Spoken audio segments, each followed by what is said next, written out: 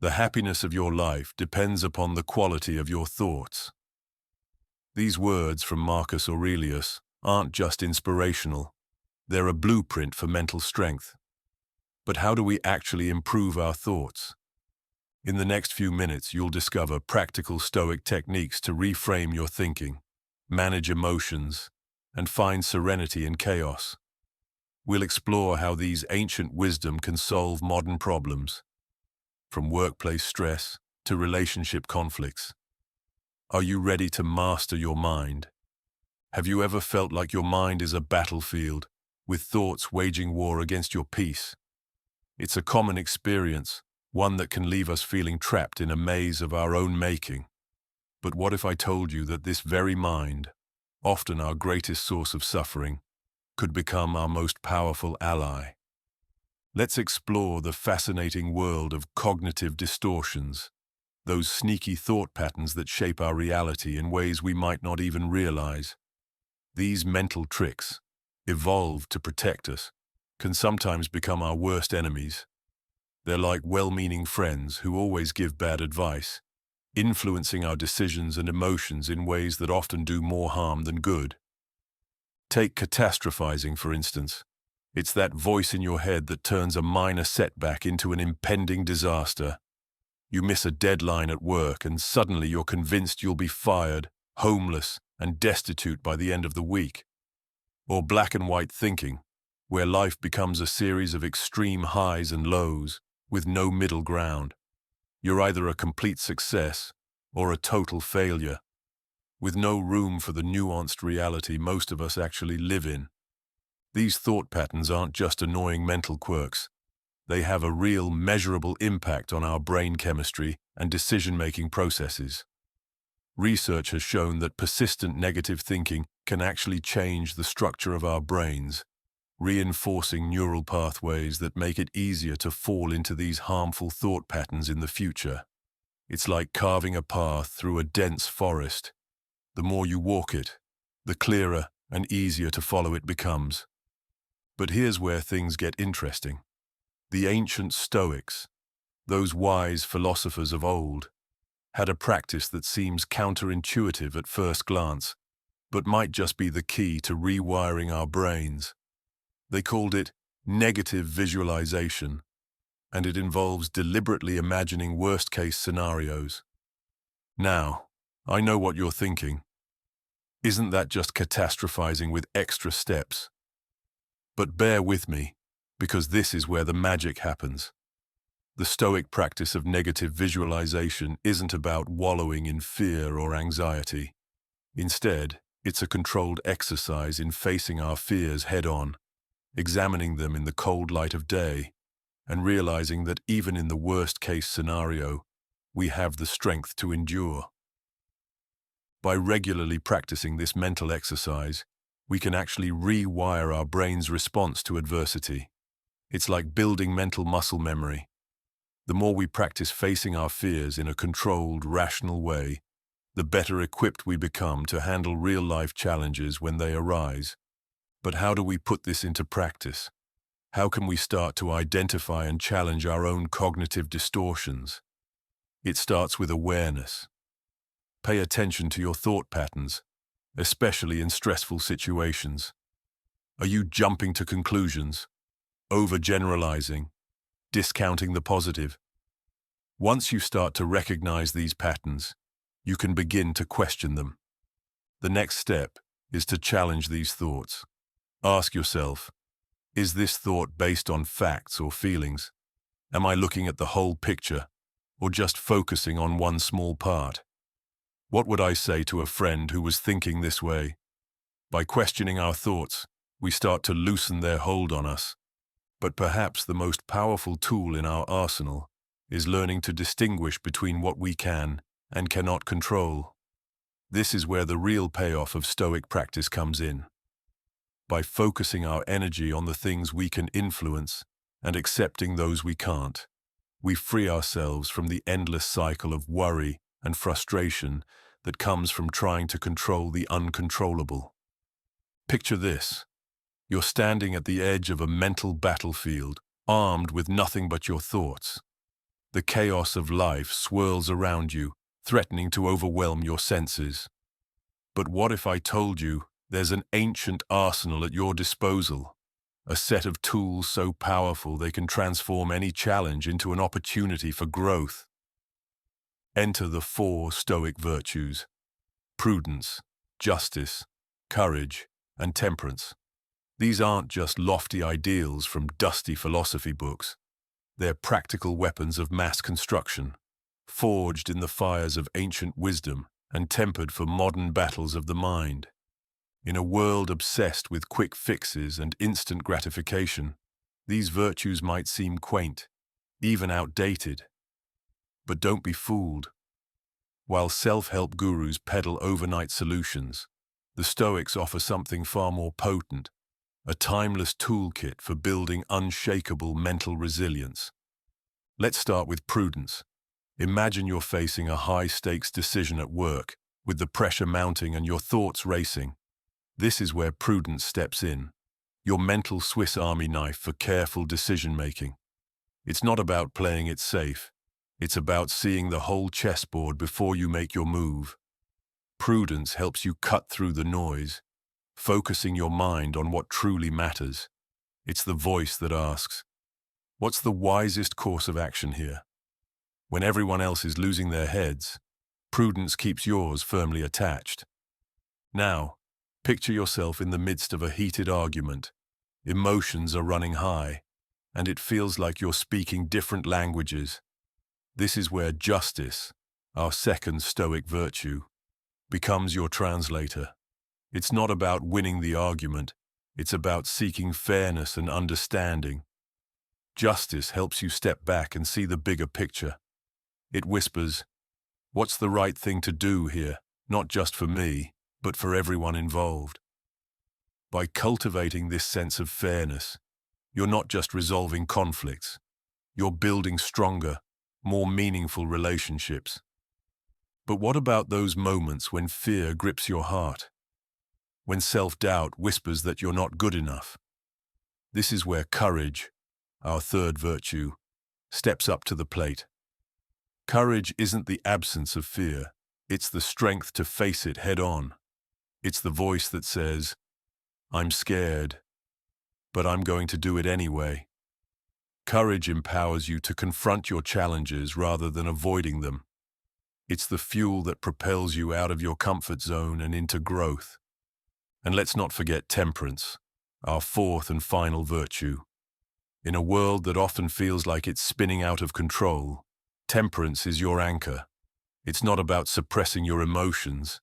It's about responding to them thoughtfully rather than reactively. Temperance is the deep breath you take before responding to that inflammatory email. It's the pause between the impulse and the action. By cultivating temperance, you're not just controlling your impulses, you're mastering them. Now, imagine these 4 virtues working in harmony. You're navigating life's challenges with the wisdom of prudence, the fairness of justice, the bravery of courage, and the composure of temperance. This isn't just theoretical. It's a practical approach to life that has stood the test of time. Take Marcus Aurelius, for example. As Roman emperor, he faced challenges we can scarcely imagine: wars, plagues, and political intrigue.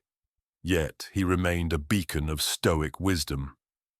In his personal writings, later published as Meditations, he reminds us that the happiness of your life depends upon the quality of your thoughts. This isn't just ancient philosophy. It's a call to action for each of us to cultivate these virtues in our daily lives. And it's not just ancient Romans who found value in these principles. Modern figures like Tim Ferriss and Ryan Holiday have openly credited Stoic virtues with enhancing their resilience and decision-making. Even psychological studies have shown that practicing these virtues can significantly reduce stress and improve mental resilience. Ever wondered if you could sculpt your mind as easily as you build muscles at the gym? Well, get ready to flex those mental biceps because we're about to step into the Stoic gym. This isn't your typical workout, though. Here, We're not lifting weights, but lifting our spirits, strengthening our resolve, and building resilience that can withstand life's toughest challenges. Now, you might be thinking, mental exercises. Sounds great, but how do I actually do that? It's a fair question. After all, developing new mental habits isn't as straightforward as following a workout routine. It takes consistency, dedication, and a willingness to push beyond your comfort zone. But here's the exciting part. Just like physical exercise, these mental workouts can literally reshape your brain. Let's start our training session with a Stoic warm-up. The morning reflection. Imagine waking up each day and before diving into your to-do list, taking a moment to set your intentions. This isn't about planning your day down to the minute. It's about preparing your mind for whatever challenges might come your way. You're essentially priming your brain to respond rather than react to the day's events. But how effective is this practice really? Well, modern psychology backs it up. Starting your day with a clear focus has been shown to positively impact your mindset and decision-making throughout the day. It's like giving your brain a roadmap for navigating the twists and turns ahead. Now, let's move on to our main exercise, journaling. This isn't your typical Dear Diary situation.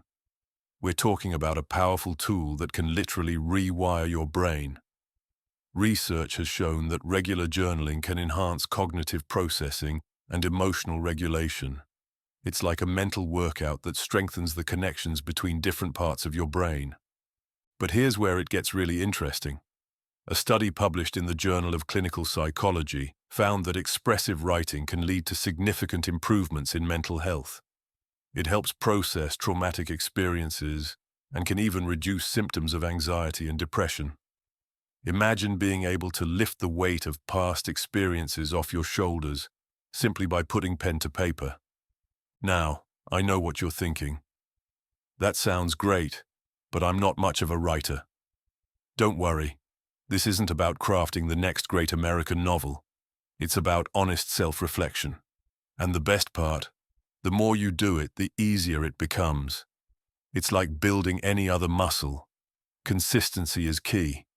But what if I told you that discomfort could be your greatest teacher? Enter the Stoic technique of voluntary discomfort. This might sound counterintuitive, but hear me out. By intentionally exposing yourself to uncomfortable situations, you're building mental resilience. It's like training your mind to handle life's curveballs before they're even thrown. This isn't about subjecting yourself to unnecessary hardship. It's about controlled exposure to challenge. Maybe it's taking a cold shower, fasting for a day, or having that difficult conversation you've been avoiding. Each time you do this, you're proving to yourself that you can handle more than you think. You're expanding your comfort zone, one small discomfort at a time. As we cool down from our mental workout, let's talk about the evening review. This is your chance to reflect on the day's events and your responses to them. It's not about beating yourself up over mistakes. Instead, it's an opportunity for growth and learning. By reviewing your day, you're enhancing your self-awareness and promoting continuous self-improvement. Psychologist Donald Robertson emphasizes that these practices not only help in managing stress, but also contribute to a more profound understanding of oneself and one's reactions to external events. It's like having a personal coach, helping you refine your mental game day after day. Now, you might be wondering, does all this really make a difference? The answer is a resounding yes. These daily mental practices aren't just feel-good exercises. They're rooted in the science of neuroplasticity, your brain's ability to reorganize itself by forming new neural connections throughout life. This means that with consistent practice, you're not just thinking differently, you're actually changing the structure and function of your brain. Picture yourself on a ship in the midst of a raging storm. The waves crash against the hull, the wind howls, and visibility is near zero. How do you find your way when everything around you is in chaos? This is where the Stoic compass comes into play, guiding us through life's turbulent waters with a powerful principle, Amor Fati, or love of fate. Now you might be thinking, love my fate. Even when it's terrible, it sounds counterintuitive, doesn't it? In our modern world, we're obsessed with control. We plan, we prepare, we try to anticipate every possible outcome. But what happens when life throws us a curveball so wild, it feels like we're lost at sea? This is where the ancient Stoics had a radical approach that might just turn everything you know about stress management on its head. Instead of fighting against uncertainty, they embraced it. They understood that true power lies not in controlling external events, but in mastering our response to them. Imagine finding calm in the eye of the storm, not by controlling the winds, but by adjusting your sails. This is the essence of Amor Fati. It's about accepting what comes our way and finding opportunity in adversity. But don't mistake this for passive resignation. It's an active, empowering stance that can dramatically change how we experience stress. Research backs this up. A study published in the journal Cognitive Therapy and Research found that individuals who practiced acceptance strategies reported lower levels of anxiety and stress. By embracing uncertainty rather than fighting it, we can actually reduce our stress levels. It's like magic, but it's science. But how does this work in practice? Let's explore a powerful Stoic technique called premeditation of evils. No, it's not about dwelling on the negative. It's a mental rehearsal that prepares us for potential challenges. Think of it as a fire drill for your mind. By anticipating difficulties, we're better equipped to handle them when they arise. It's like packing an emotional life jacket before setting sail. This practice has been linked to increased preparedness and reduced anxiety. When we face our fears in a controlled setting, we realize our capacity to endure. It's like building mental muscles, preparing us for whatever life might throw our way. Now, you might be wondering, does this really work in extreme situations? The answer might surprise you. The concept of Amor Fati has been applied in some of the most challenging circumstances imaginable. Consider the accounts of World War II prisoners of war who used this mindset to cope with their captivity. By accepting their circumstances, not liking them but accepting them, they were able to maintain a sense of agency and purpose despite their dire conditions. They found meaning in their suffering, demonstrating the incredible power of the human spirit when aligned with Stoic principles. But you don't need to be in extreme circumstances to benefit from this approach. We can apply these principles in our daily lives by focusing on our circle of influence. This concept, rooted in Stoic teaching, encourages us to concentrate on what we can control rather than what we can't. It's about recognizing where our efforts can make a real difference. Studies have shown that adopting this mindset leads to increased resilience and proactive behavior. When we stop wasting energy on things beyond our control, we become more effective in areas where we can actually make an impact. It's like redirecting the wind to fill our sails instead of exhausting ourselves by trying to calm the entire ocean. The beauty of this approach is that it's not just philosophical theory, it's backed by neuroscience. Research using fMRI scans has shown that individuals who embrace uncertainty exhibit greater activation in areas of the brain responsible for managing stress and emotional responses. We're literally rewiring our brains to become more resilient. So how can we develop this Stoic compass in our own lives? Start by practicing acceptance. The next time you face a challenge, instead of immediately reacting, pause. Ask yourself, can I change this situation? If not, how can you accept it and find opportunity within it? This simple shift in perspective can be transformative. Next, incorporate premeditation of evils into your routine. Spend a few minutes each day visualizing potential challenges and how you might respond. This isn't about worrying, it's about preparing. You're building mental resilience, one thought at a time. Finally, regularly reflect on your circle of influence. Where can you make a real difference? Focus your energy there. You'll be amazed at how this can increase your sense of agency and reduce feelings of helplessness. As we reach the end of our Stoic journey, imagine yourself standing at the summit of a mountain you once thought impossible to climb. The view from up here is different, isn't it?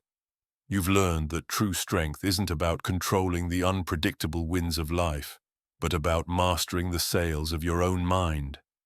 Remember, as Epictetus wisely said, philosophy doesn't promise to secure external things for us. Instead, it offers something far more valuable, the power to shape our internal landscape. This is where your real strength lies. In every moment, whether faced with triumph or adversity, you now have the tools to respond with wisdom and grace. But don't let this be the end of your journey.